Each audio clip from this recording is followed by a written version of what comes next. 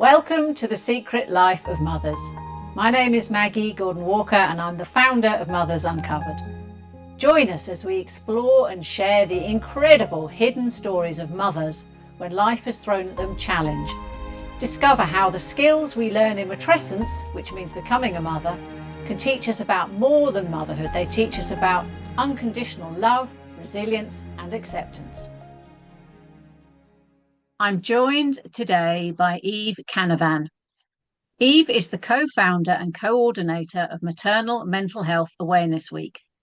Having experienced postpartum psychosis after the birth of her son, Eve began blogging about her experience and established the voluntary group Perinatal Mental Health Partnership and devised the Awareness Week, a free yearly global resource highlighting perinatal mental health, how to access support, and focusing on the organisations and services that support recovery. She's the UK coordinator for Postpartum Support International and a media volunteer for Mind and Action on Postpartum Psychosis. Eve received the British Empire Medal for services to mental health in Her Majesty's New Year's honours in 2017. Eve, welcome to The Secret Life of Mothers. Oh, I'm so happy to be here. Honestly, Maggie, such a huge fan of the work that you do, and I'm genuinely really honoured to be here. So thank you for inviting me. Oh, bless you. That's lovely to hear. Thank you so much. It makes it worthwhile. It really does. Because as you know, working in the field yourself, it's a long slog to make change. Yeah. So, Eve, let's start by asking, where in the country are you based? And is this the same area as you grew up? So I'm based in northwest London, and it's not the same area I grew up. So I was born on the Isle of Man, so I'm Manx. My mum still lives there. My oldest brother still lives there. But I grew up in Brighton. So I Where moved to mothers Brighton. uncovered its face. Where mothers uncovered its face. Moved to Brighton in 1985 when I was 5, and I stayed there and went to uni there, and then came to London. I think in all the dates blur together now, but I think in 2002. Yeah, and have my son here in 2010. But I'm based in northwest London now. Do you ever go down to Brighton to have a look at it or not? Are you kind Yeah, of no I do. done that? Yeah, not quite recently actually. Went for a nice Chinese meal in the lanes with my mates. A lot of my brother's friends are still there. And yeah, we need to go. We're Evertonians, but I need to go and watch a Brighton Everton game at the Amex. Okay, yeah. Ooh. So, what would we need to know about you to understand how you would describe yourself as a mum? I think for me, goodness, my journey into motherhood was not the journey I expected. And then I think it turned me into the mum that I did not expect at all, Maggie. So I obviously had postpartum psychosis after I had my son and hadn't been informed about that at all. You know, this is 16 years ago. I think postnatal depression was mentioned once in my antenatal group class. And I really had no idea how I would feed my child, parent my child. And I didn't kind of realize that there's a ferocious and sometimes vicious parenting world out there that is very judgmental towards people.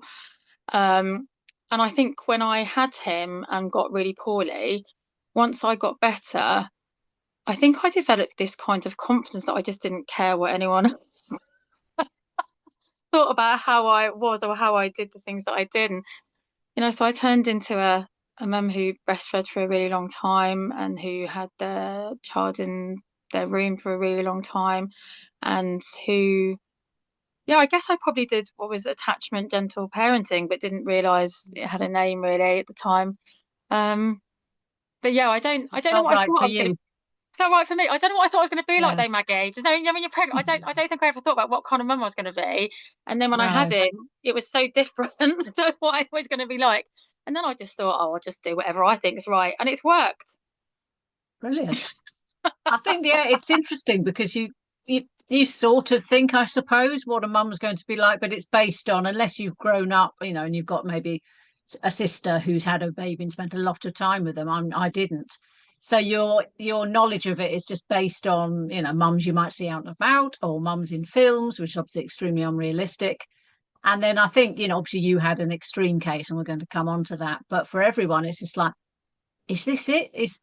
it's like when you're in a bad relationship and you think, is that what, oh, that is that what, relationships are, because it just doesn't feel right, but everyone seems to be going, yeah, it's very good. And you're like, oh, what's going And on here? everyone's doing it. Everyone's having babies. Yeah, I just remember thinking, this is really hard. Is this what it is? But why does everyone keep having babies? Because I thought it yeah, was it wasn't what I thought it was going to be like. no.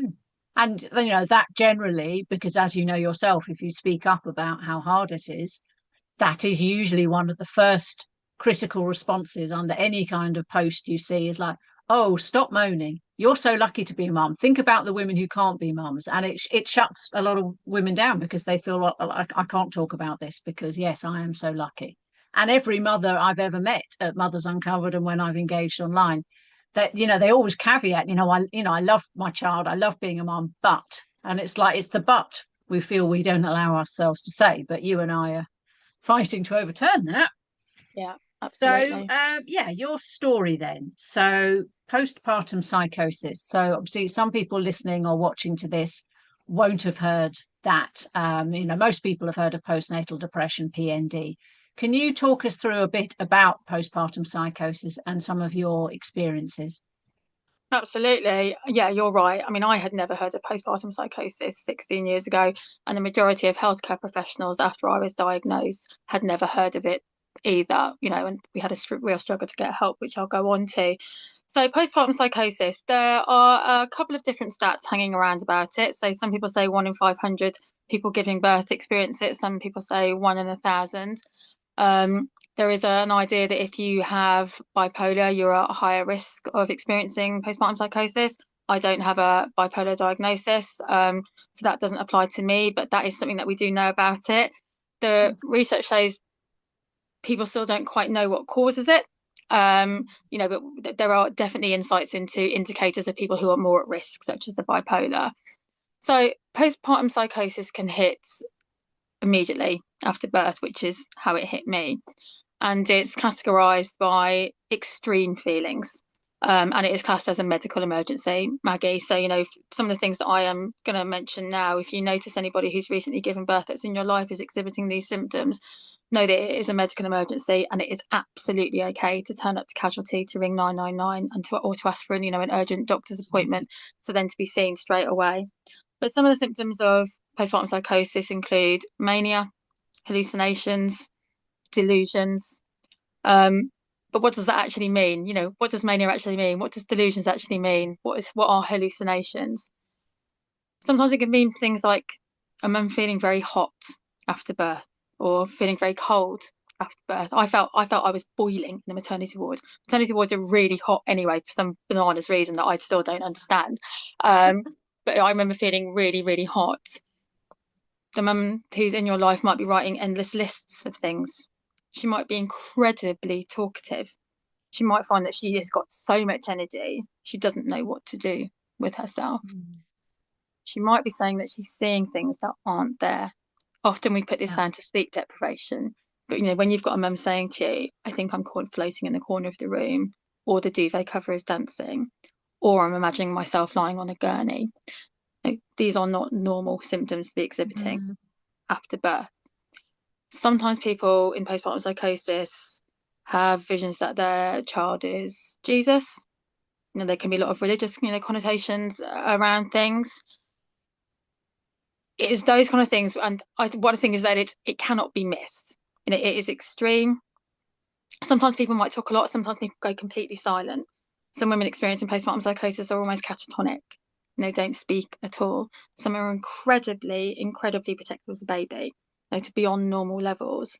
Or some, like me, might be absolutely terrified of being near their baby. And for me, that happened, within a couple of hours of giving birth.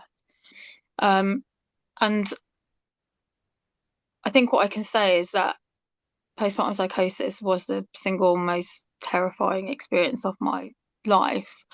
And I went undiagnosed for 6 weeks until I was hospitalised. And I didn't get my official diagnosis really till I came out of the mother and baby unit, but they knew what was wrong with me. But I still, thinking back to those first 6 weeks of Joe's life, I I sometimes wonder how I'm here. because, I was begging for help. I knew I didn't feel right. I was begging for help, and I was cast aside as being sleep deprived. And I tell you, Maggie, that still makes me angry because I think a sleep deprived mum still shouldn't be ignored. You know, it's Yeah. it makes me cross. So yeah, postpartum psychosis is scary, but what it Mm. is, it's very, very treatable. Yeah. So I think that is an important, really hugely important thing to say. So I was treated when I went into a psychiatric mother and baby unit, which are specialist units for women to go with their babies. You can go to them from around 32 weeks after birth if you're experiencing severe antenatal mental health issues, up until your baby is one. And they normally have between 6 and 8 beds. And they're secure units, and they're very loving, warm, wonderful places that support your recovery. And I was placed on antipsychotics and anti-anxiety meds, and I became really very well. And I think Mm. that's one of the things we talk about, the extremities of PP. But one of the great things about it is that it is treatable, though it is very Yeah. traumatic.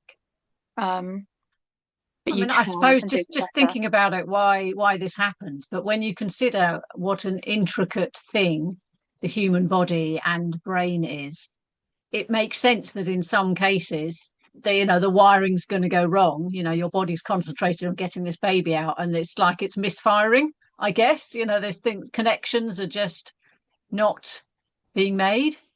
Would I you think you're say? completely right. I think I've got a really rare womb disorder. I've got two wombs with two vaginal entrants called uterus adelphus. So my son was my Goodness. fifth pregnancy. No, others hadn't worked out. I'd miscarried and then I'd medically terminated, um, as well. And so to have Joe uh, was a lot of hard work, And he wasn't able to go full term because he ran out of space to grow. And I honestly, Maggie, didn't think I was having him. So I think when he appeared, I was in shock. I think I Mm. was in Yeah, I think now when I look back, I think I was in total shock that my baby was actually here. I think I was prepping constantly for him not to be here. And I think I can't remember what week of pregnancy it was, but I went on internal progesterone therapy where I had to insert progesterone pessaries, to support the strengthening of the cervix that he was in. Um, uh, and I don't know whether that contributes to it, whether the kind of sudden not having progesterone after having, I just don't know. But I think you're right. I think now working in the field that we do, I realise actually the enormity of another human being growing inside of a human being, and the physical and mental strength that that takes. And Mm. then within 6 hours of giving birth, quite often you're waved out of hospital, and I was I about know. 2 to 3 days after my C-section. And I can just remember thinking, genuinely remember thinking, they just let us leave. They just Yeah. let you leave with the baby. What? And And you I haven't completed a risk assessment for this baby at all. I know. I thought, like it's harder to leave curries with a toaster, than it is than it. I couldn't. I still now. I talk in kind of stilts, so I just think I can't. I don't understand it, And I just remember thinking when he needs his nappy changed in the night, I didn't know where they were. This, that, and the other. I fell over in the shower. I couldn't believe the C-section was so sore. Why did no one tell me how difficult it was to stand up after a C-section? And you're encouraged to walk about 3 seconds after you have one, but like you're bent over double, like just. But I kind of think if someone had told me something, I would have been a bit more prepared. But I think what your point is completely right. It's even though this is something that happens every day, and women's bodies are created in certain ways, so it's, some can have children. There's nature hasn't done this thing where they make it all right for everybody. It's Mm. really, really hard. It's really, really hard. And I think you've made such a good point that something is going to go wrong somewhere because look what we have to go through. There's 9 months of all of this, Yeah. then you give birth and you have to start caring for this immediately. Mm. And there's no space. There's Crazy. no space for Yeah. you. Yeah. I mean, it's so sad, obviously, that you had to go through such a awful, frightening experience. But I remember, I did not have postpartum psychosis, but I remember feeling very exhausted, very lonely, very anxious. and just thinking, please, could I go to somewhere nice where they could look after me and my baby, just let me sleep? I just think, in the older, my mother, you're younger than me, but probably your mother did as well. You stayed in hospital for 10 days after you'd given Yeah. birth, and that was normal. Now, obviously, this is one of my big bugbears as to why, obviously, you needed to because you were having cesarean. But in general, why women give birth in hospital, which is for ill people and those who've had accidents, when actually giving, you're not that, you're giving birth, and why there are not special created units where you could stay for a few days afterwards and begin to recover and have someone come and help you. I think if you did that, maybe not with psychosis, because that's a very particular thing, but certainly in cases of depression, I think that would really make a massive impact on it because you'd be a bit rested and you'd feel someone's looking out for me. And that loneliness that can set in and would still come later perhaps, but you'd be maybe a little bit more robust. I But think you make a yeah. really good point. Do you know one of the things that I used to think about when I had my son? That first night my husband had to, well, he was told he had to leave at 7:30. So that was like 3 hours after I had my son. He wasn't allowed to stay overnight. And I can remember ringing the bell because I hadn't fed him for 3 hours or whatever. And the nurse coming to say to me, and I've written about this in my blog, you haven't fed him. You should be like feeding on demand. And I said, I know, but I don't know how to get him. So I was in the bed, I had a catheter in, so I couldn't move. Obviously, I just had my C-section, so I had like, this big kind of padding over me. And he was there, in his see-through cot. And I can remember sitting there going, how do, how do I get him? And so, she kind of then gave him to me. And then I thought, how do I put him back? So I was ringing the bell about 87 times so I could feed him, on demand. Yeah. But then I remember thinking, I need the loo. And I was so scared that someone, I didn't know what the security was like on the ward. Does someone take him? Like, what if I come back and he's not there? This sounds really basic, but when I've talked about this with other people, everyone's gone, oh my God, I stayed awake the whole night needing to do a Yeah. wee. Because I didn't know if I was allowed to leave him in the cot on his own while I went to the Yeah. toilet there.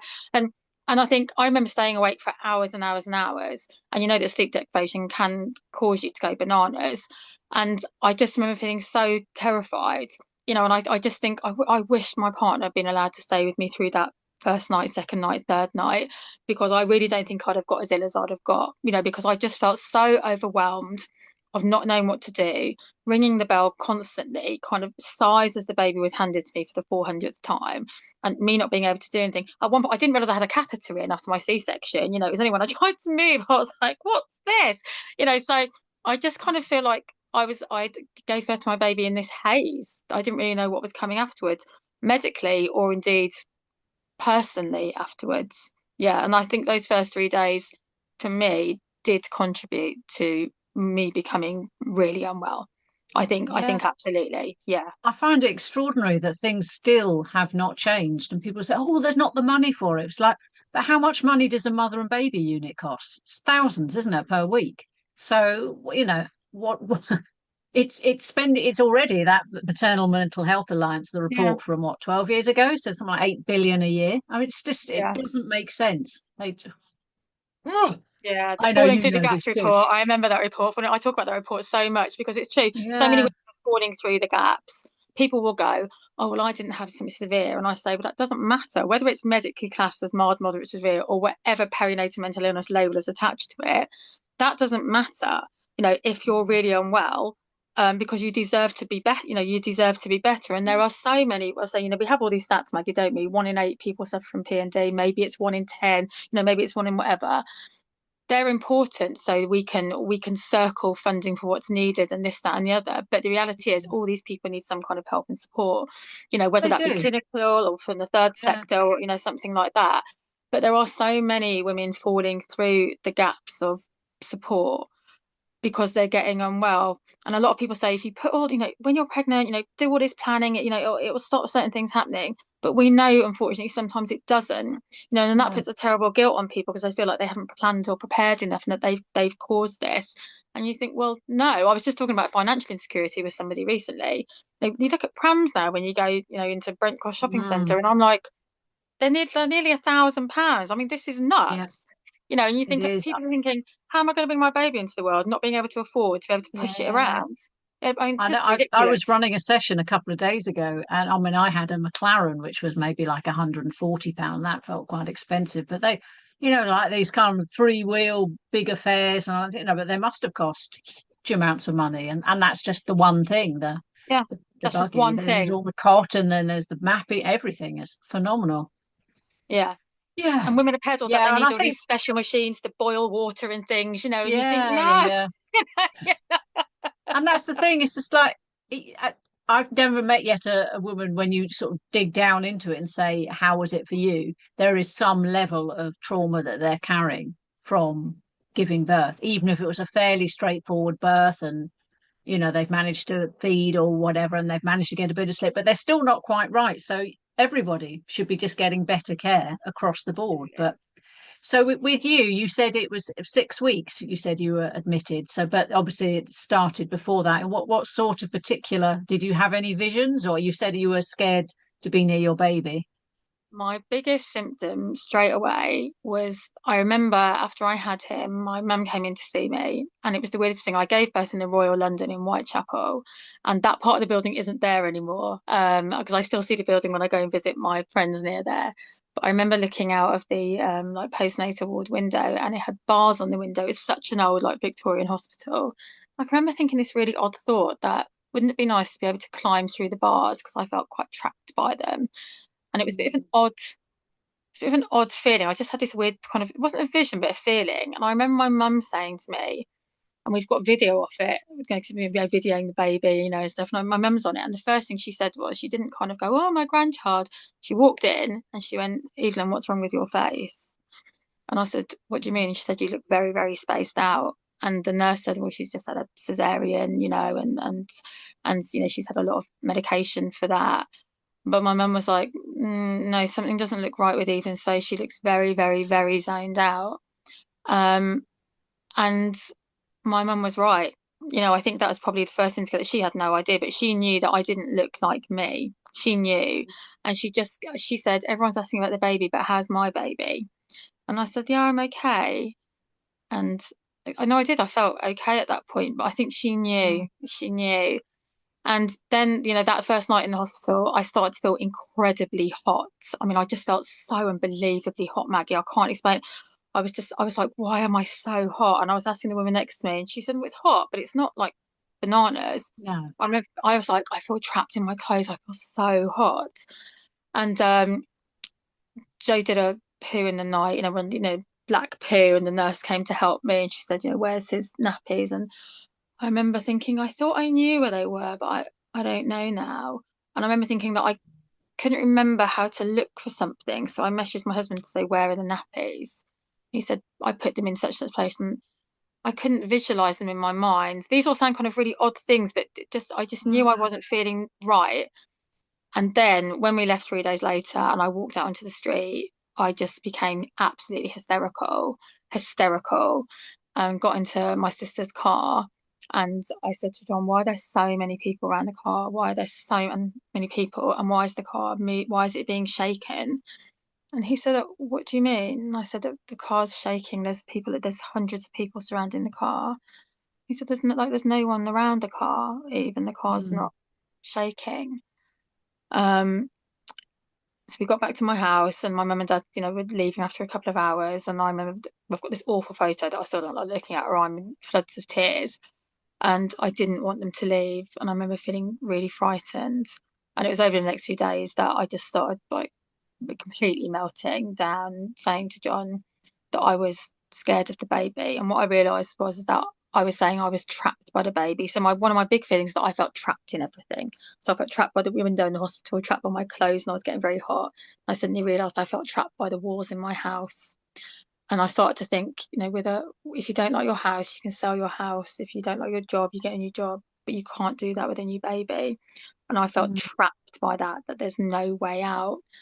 And that manifested over the first 5 days. So John took me we had a health visitor at 3 days, and John said, "She's not well, like she's not well. There's something not well right with her." And they said, "Oh, it's just, sleep deprived." And then a midwife said, "No, they don't consider postnatal depression until something like 12 weeks after, some ridiculous thing when I think about it now." And Mm. by day 5, John had taken me to the doctor and said, "She's not well. She's saying all these weird things." And I'd gone outside. I was saying to John, even when I go outside, I can't breathe. I feel like I want to cut through the clouds with a pair of scissors. I felt like I had cling film over my mouth, just really Mm. odd things. And we went to a doctor and she said, "Do you want to flush your baby down the toilet?" And I said, "Well, no." And she said, "Well, I know I'm not too worried." And I always say to people now, don't ask a specific weird symptom like that, because when you're in a state of mind No, that I was, it was that kind of thing of, well, if I don't want to flush my baby down the toilet, I must be all right. And it no. just must But be. maybe if she said, "Do you want to throw him out the window?" You might have said yes to that. Or it's Well, just, yeah, exactly, it exactly. should just So, be what are the weird thoughts you were having, and then you list them, and then you think, and oh, then you okay, list that them. sounds. Exactly. Because if you ask a specific question like that and the answer's no, then everyone goes away and thinks everything's all right, and it's not. But it just started getting weirder and weirder. And for 6 weeks, oh my God, I remember three different casualties that were I saw Mm. so many doctors. It was just, we had the health visitor, this health visitor over. I can't even describe how many times she came over. She was ever so nice, but she didn't know what to do with me. And yeah, I'd started to then have visions that I was floating in the corner of the room. I thought the duvet cover was dancing. But I just completely refused to be near my baby on my own. I was terrified of him, absolutely terrified of Did him. he look how he actually looked in your imagination, or He did did, you see him yeah. looking something different? Okay. No, to me, he looked like he did. Some other women experience visions where they don't, but to me, he looked like he did. He was really beautiful. But when you look at photos of me and him, I am completely blank faced, like I'm in another world. I think I was in another world, and I think I knew I was in another world.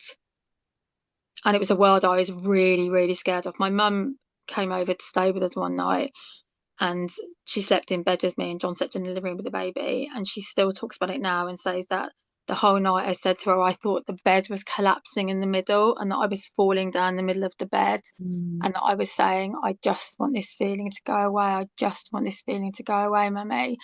And I said, can't you feel the bed moving in the middle? And she said, well, no, no.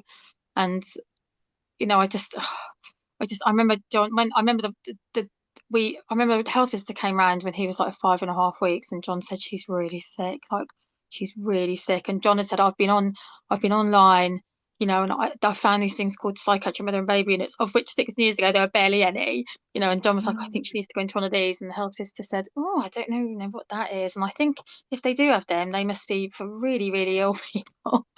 And then John said, I think she needs to see a perinatal psychiatrist, and a GP had then said to him, they don't exist. It just, John was like, but it's online. And then he was told, just because things are online doesn't mean they're real. I mean, it was just horrendous. And we ended up going to Mm. Nottingham where John's parents live, because I just think, he needed some support. And it's when we were there that I had my horrific meltdown the morning that I was admitted. So I think I remembered snippets of it. I remember waking up and feeling suicidal. And then I remember being on John's parents' beds on all fours, screaming when he was on the phone to psychiatric outpatients, trying another outlet to try and see me. Oh, and actually, Maggie, we'd been in the middle of the night before. I'd woken up saying I was going to kill myself. And there used to be like a out of hours open clinic in Nottingham that wasn't a casualty, but it was like an out of hours open clinic. And we went there, and John said she's really, really, really ill. And I can remember the doctor didn't even look at me and said, has she planned her own suicide? And John said, well, no, she can't even dress herself. She didn't know how to put her legs in her leggings, for us to come here. She doesn't know what she's doing. I don't think she could plan anything, you know. And I was just kind of sitting there, genuinely rocking. I can remember it. I was like tapping my feet, rocking, like rocking. Jo was in the car seat. And she said, go home, have some sleep, or we'll see much better in the morning. And John was like, no, no. Good And for so, him. it said, I want another No, it's doctor. just making me so angry hearing this, because if you hadn't, I think if you hadn't had the baby, if you just suddenly, for whatever reason, developed psychosis, you wouldn't have been waiting 5 weeks. They would have done something sooner. It's just like, Exactly. oh, well, she's just had a baby, therefore. It's just like, just look at her. Just look at, How I'm could anyone sit there honestly, and think that's normal? It's well, my just, hair was falling mm, out. I still have the thing, my hair had fallen out. It was, I mean, just really bonkers things were happening to me. And so another doctor mm, came in and he said, look, I think you're really ill. I can't assess you. That's not my speciality, but I really don't think you're very well. In the morning time, if you're still feeling like this, I think you need to phone this number. And so we woke up in John's parents' house, and that's when I had my enormous meltdown. I'd locked myself in the bathroom at one point. I remember I'd gone up and down the stairs about 100 times at another point. I mean, it was just an absolutely horrific morning, and I was screaming that I didn't want Jo. And it was. And so John phoned psychiatric outpatients and just said, "What do I do?" And he also phoned the Association of Postnatal Illness, got their number off Google, and said, hi, I don't know who you are or what you can do or anything. And they were just wonderful and said, you need to take her, to the psychiatric outpatients. Don't phone them, just turn up with her and refuse to leave until you're seen and until every question is answered and say until she gets support. So that's what happened. He turned up with me. We waited a while. I saw a junior psychiatrist who asked me questions no one had asked me in those last 6 weeks. Questions like, when you look in the mirror, what do you see? When you're in a room on your own, do you hear things? Or, is there a voice telling you to do certain things? Um, and at the end of that, he said to me, you're really poorly. And, we've got this place, we've got a mother and baby unit here in Nottingham Hospital. And, we need to admit you. And so I was admitted kind of there and then. And as I walked to the unit, I can remember saying to John, I can smell burning. Something's burning. And of course, nothing was burning.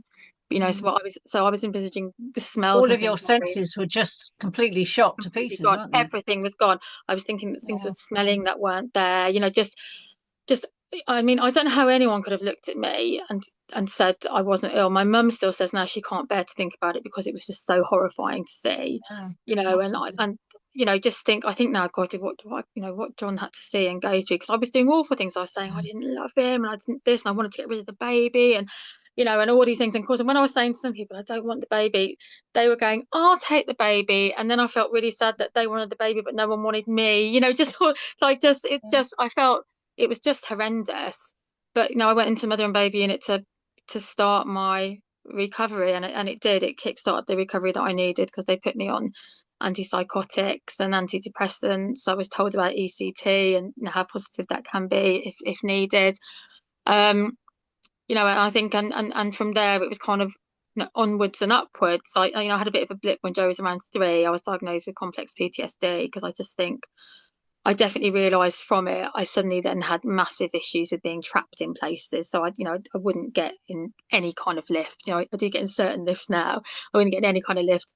I wouldn't lock doors on trains and toilets. It was getting to the point that I couldn't really go anywhere or do it. I wouldn't in a work meeting. I wouldn't go in a meeting room without a window that opened. I work in a government building. They don't have any windows that open, in them. So I had EMDR therapy, which was fantastic for me. And really, really helped me. And I'm still on, a lower dose of antidepressants now, which keeps me well. Uh, but yeah, I was really, really ill, and I get really cross, Maggie, that I had to self-advocate so much, and that John had to advocate for me.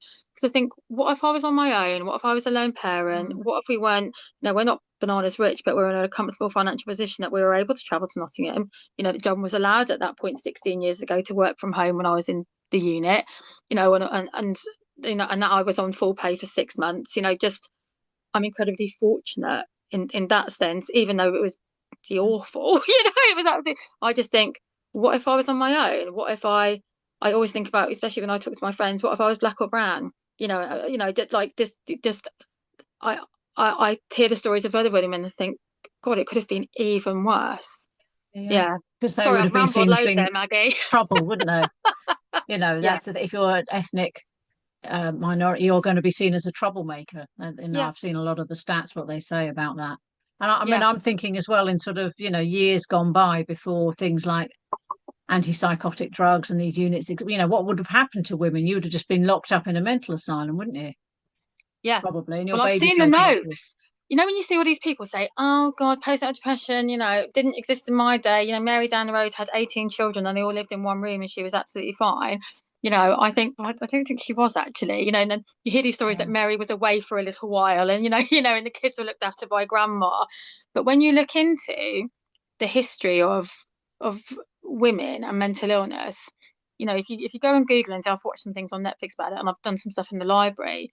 When you look at the reasons why women were admitted into asylums, in Victorian times, it is mania after childbirth. Mm. The word puerperal's used. We don't say puerperal psychosis anymore. We say postpartum psychosis, but puerperal mania, lunacy.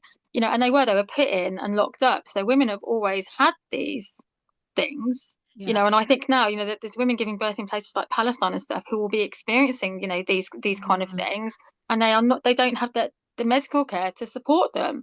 So here's me going, why wasn't I placed into a mother and baby unit earlier? Like we've got them in the very least. There's people across the world at the moment who are giving birth who might be struck with a mental illness like I was, and no one knows why they've got it. And this kind of, what help are they getting? They don't have access Yeah. to antipsychotics. They don't have access to antidepressants. They don't have access to sanitary healthcare. And so yes, I get very cross about how women are treated across the Yeah. globe. No, so You do know, I. So yeah. how long were you on the unit for? I don't know. I always get really muddled at this, and I realise I've said different times in different places because I Okay. think Well, I just think I just get. pick one. I know because we were in Nottingham for so long. When I was released from the unit, then I was on home leave. So I Okay. mean, I don't know, a few weeks, and then they wanted to get me back home on home leave. So because I was rejecting Joe, they as soon as it hit that I was able to shut the door on my own with him in a room, because I refused to shut the door on my own with him for God knows how long. So everyone else had their door shut, and I used to sleep with the door open with him in my room, um, because I was just really frightened of his presence. But as soon as I had the revolutionary day where I shut the door for a really short amount, and like all the nurses gave me a round of applause and lovely cuddles, and my Oh. nurse Debbie, like who I'm still friends with now, was just wonderful to me. She was like, "This is a massive turning point," even it was. Mm. It was. So they were like, "We need to keep you within our care, but you need to be in an environment where this is tested, like exposure therapy." Mhm. So when I was released on home leave and went back to John's parents' house, my community psychiatric nurse Julia used to come every day to see me, and I'd have certain tasks to do. So I'd have to go to the post office at the end of the road on my own with Joe, and then I'd have to build up over a few weeks that I would walk to the local shops, then get a bus with him, um, and then spend John then had to go to a football match, and I had to spend the day in the house on my own with Joe, which I did. But I remember sitting staring for about 6 hours at him, but I did it, and so I had about a period of 3 months where I had to build up on my exposure therapy to. He was never unsafe with me, um, you know, but I wasn't comfortable around him because I was so scared of him. I was so scared of him. And so we came back when he was around to London around 4 months old. And that was hideous because Nottingham had set up all my outpatients care for here. And when I got back to London, no one knew what to bloody do with me. Outpatients said they didn't know how to help me. They said they were, it was just absolutely hideous. At one point, I was Googling the nice guidelines for how to support someone who'd had postpartum psychosis, to a psychiatric outpatients worker who didn't have a clue what to do with me. I think I'm still 16 years later, apparently on a waiting list for therapy here. I was just basically filed in the bin. So I then Nottingham kept me on as an outpatient for a year. So I used to go every week within a sling. That's exposure therapy for you, on a train with Joe, at a cost of 200 quid a time, to have my outpatients appointment and my CBT therapy from the hospital, while on my mat leave. Yeah. Mm. I mean, Wow. when I think back now, it's hideous, about what we had Yeah. to do. But I thank God for the staff in Nottingham because they just looked after me so incredibly well. Yeah. So you started to be able to bond with Joe because you had you breastfed, or were you expressing your milk through this time? The only thing I would do was feed Joe with my own milk. So I wouldn't look at him, I wouldn't hold him, Right. but I fed him. So someone had to hold him on me. So God bless the nurses in the mother and baby unit who were supporting me to feed on demand every hour of the day, and for John for those first 6 weeks. Uh, I don't know what it was, but John said she will feed the baby, and everyone was like, "What?" And I don't know what it was, but I think it was my part of me saying that for me, for my own circumstances, that breastfeeding him was the part that kept him close to me because I so badly rejected him. I couldn't even look at him. I remember peering at him from the our living room door while he was on the sofa in a like an old wicker basket cot thing. Um, a Moses basket, that's it. I'm being so scared of him. But I would feed, yeah, I only ever breastfed him. Um, and John said, whatever med she goes on, we don't really understand all this, but she needs to be able to feed on them. And so loads of GPs have said, like, don't be ridiculous. But when we went into mother and baby unit, they said, yeah, absolutely. She's in a safe place where we can trial a few. There are some she definitely can't use. But we'll see. And they kind of found a magic combination after a little while for me, where I was able to take antipsychotics, my little blue pills, and antidepressants. And I don't say how long anymore because my son's older, but I fed Joe for a really long time, and it was Mm. for us incredibly beneficial and beautiful. And I feel really blessed that for me and for my personal circumstances, my choice of feeding was kept, because I do remember the morning that I was admitted to hospital. The house was very busy. There was all kinds of people coming in to see me, and people could hear me screaming from the street and all these kind of things. And there were people having conversations over my head, kind of going, she needs a tablet to stop her milk so we can feed the baby. And I can just remember thinking, because I remember feeling like I was in this other world, and I remember thinking people are talking about me but not including me. And I just remember thinking, don't take like the breastfeeding away from me, don't take it away from me. And I remember saying to John, they can't take it away from me, that's all I've got, it's all I've got. And he advocated for it massively, and my nurses and the doctors immediately, they didn't say anything else about it. They were like, yeah, we'll do whatever we can. So he didn't sleep in the nursery, he slept in with me in my room with my door open. And me refusing to go near him. But I do think for me that was one of the biggest things that helped my recovery. And feeding is different for every parent, Mm. and I think anytime you talk about breastfeeding or bottle feeding, it starts this awful argument, and I think Oh, it I does. share I share Mm. my experience, and because was right for me. And the reason that I share it as well is that it's so hugely important that even when the woman in your life is in this incredibly vulnerable position where she looks like, she's in this psychiatric emergency, everyone is making decisions for her and her care. So I wasn't sectioned because I said, please let me into the unit. I voluntarily went because I was begging. You know, I always say, just don't forget there is a woman there who's Mm. given birth, and she still has a voice. Don't let your voice overtake hers of what you think's best. There were definitely some elements where the doctors knew best of how to treat me, and I went with them. That's their expertise. But I can still remember the pain I felt when I felt people were talking over me, when I felt like I was in this bubble of cling film, and I felt like I couldn't even speak properly to say, stop talking about me, stop saying I need to feed my son in a different way. And people did keep saying to me, like when I was recovering, get 6 bottles, just make it the bottles in the morning. And I was like, no, for me, I need this. And I think we just need to listen to women more about the choices that they make. Like don't forget them, even at their most vulnerable. Don't make a mother feel that her thoughts and opinions about her own situation aren't valid or worth something, because they Yeah. are, you know, Yeah. they are. Yeah. So, Eve, you then started to campaign at some point. It's just come back to me. Didn't you influence a storyline on a popular soap opera, or am I confusing you with somebody Oh God, else? no, that's me. It is me. Yeah, I Yeah. thought it was you. So I started blogging. Yeah, I started blogging when Joe was 4. I can't remember how I started or why I started.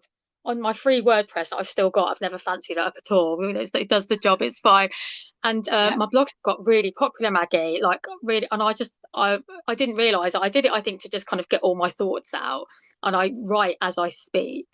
Um, and they really connect with people, and they're picked up by Brit mums and all these kind of old, and mumsnet bloggers and kind of things from Yeah. all those years ago.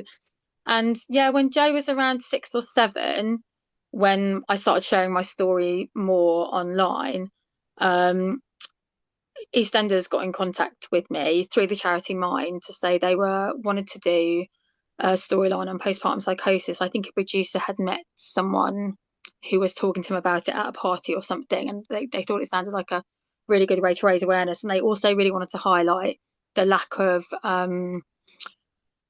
knowledge around mother and baby units. That was a real key thing for EastEnders when they spoke to me. So yeah, I think I worked on EastEnders for about 2 years altogether, um, supporting Mind, who supported the script writers with things, meeting the And who actress was who the played. character? Who was So it the was one who Stacey was Slater. Stacey Stacey Slater. Slater? So it Yeah. was the Christmas storyline of 2016, I think it was, Hmm. and she developed PP after having baby Arthur.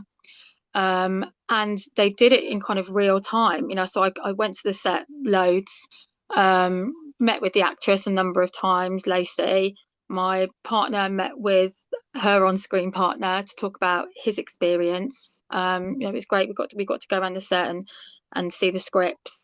And they were incredibly responsive to everything that we said. So I'd say, someone wouldn't behave like that, and the charity would work with them about what the real symptoms were. But Lacey, as an actress, was really interested in how she should behave, but what were the feelings? She wanted to understand the feelings and emotions that a woman goes through, so she could try and connect with it. She'd had experience of her character having bipolar, so she'd spoken to people, with bipolar through charities before that. And I was just incredibly impressed with the whole experience, I have to say, of how invested they were in getting That's personal really good. experience And to it's create a things like that storyline. that actually start to change public opinion, because people see that and they think, oh, surely that doesn't happen, does it? And then they go and look at, yes, it does. That's Yeah, awful. So it's the same as it with was the great, post office Maggie. scandal, it's that kind What of stuff. exactly? And you know what? One of the most enlightening things was about it, and I talk about this because I mean this in a positive way. But when some of the episodes went out, there was quite a lot of talk on Twitter between healthcare professionals and very respected ones that this storyline is preposterous. There's no way someone will be left Really? for so long. Oh, I've still got some of the screenshots of the tweets, Wow. because I wrote a blog about it afterwards, and I said I'm writing this as a thing to say, please be respectful to these kind of storylines Mm, because it's real people that have informed them. yeah. And actually, Hello, it was me.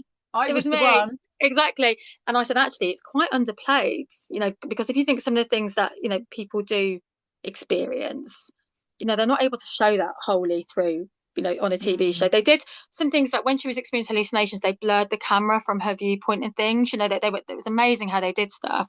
But I said, actually, what you're seeing on the show is not as extreme as what people are going through in real life. And I can remember someone saying, "Oh, if they'd come to our team in such area, they'd never have done this." And there was like laughing emojis between these two healthcare professionals.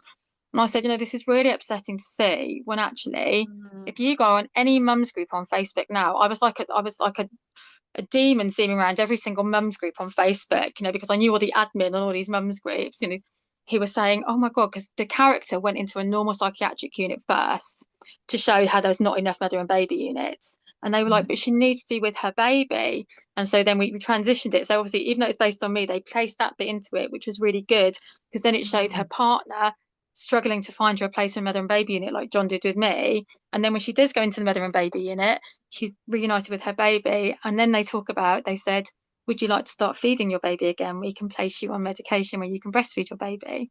mm, And people were like, "What? Sometimes you can breastfeed an antidepressants."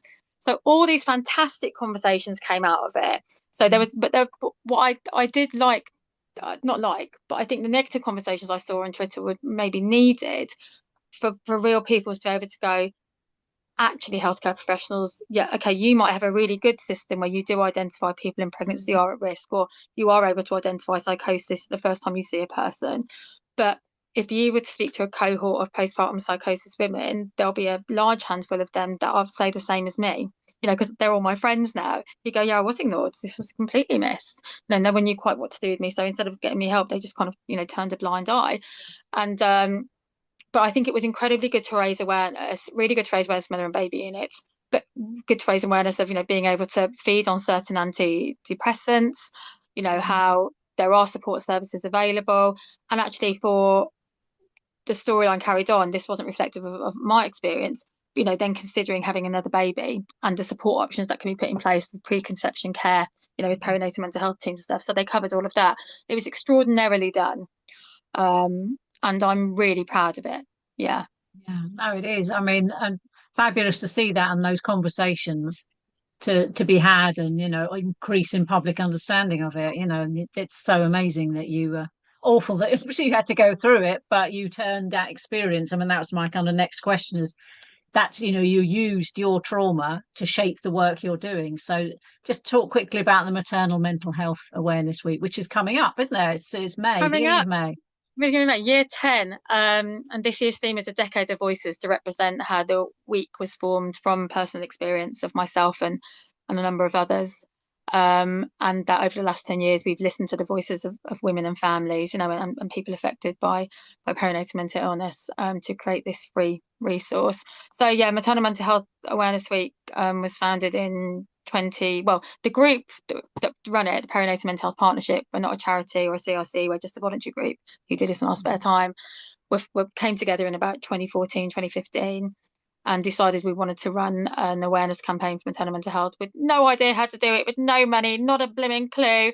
But we did the first week in 2017, mainly on Facebook, with the theme being how to access support from healthcare professionals.